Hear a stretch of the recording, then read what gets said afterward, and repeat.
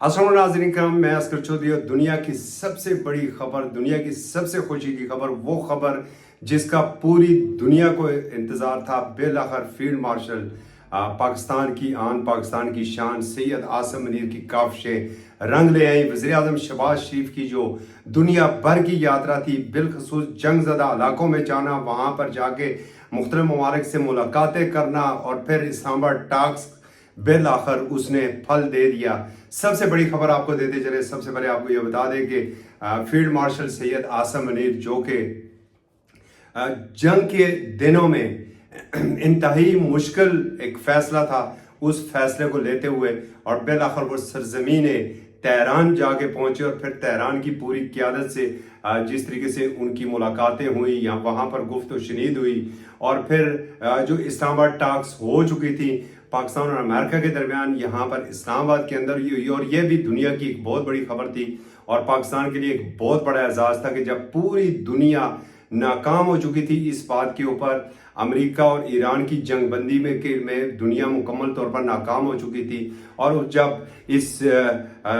जब president Trump तहज़ीब मिटाने की बात कर रहे थे और सिर्फ उसमें अभी 1.5 घंटा कबल था, और फिर उससे कबल जब पाकिस्तान के वज़ीर आज़म मुतहर्रिक हुए, वज़ीर आज़म पाकिस्तान ने जो एक दरख्वास्त की थी उसे प्रेसिडेंट ट्रंप ने उसे कबूल किया और 1.5 घंटा कबल एक आर्जी जंग बंदी का ऐलान हुआ। और उस जंग बंदी के बाद जो है फिर इस्लामाबाद में एक मैदान सजा, एक टेबल सजा, एक मेज़ सजा और वहाँ पर 47 साल बाद पहली मरतबा अमेरिका और ईरान एक मेज़ के ऊपर बैठे,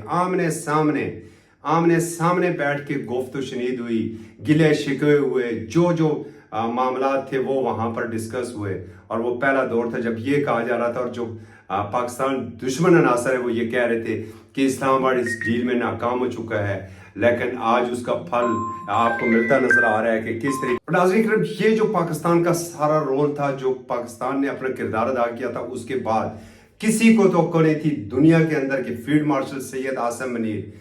एक ऐसे मुल्क में जाएंगे जो जंग का शिकार हो, जिसके ऊपर जंग मुसल्लत की गई थी और जिसकी लीडरशिप को निशाना बनाया गया था। बिल आखिर एक महफूज कॉरिडोर बनाया गया और उसका कॉरिडोर से फिर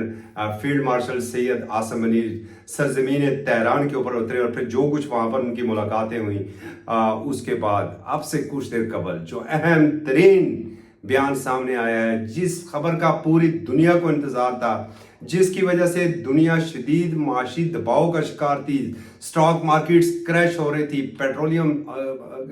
मसनूहात की कीमतें आसमानों तक जा रही थी और दुनिया तवानाई बहरान का शिकार थी।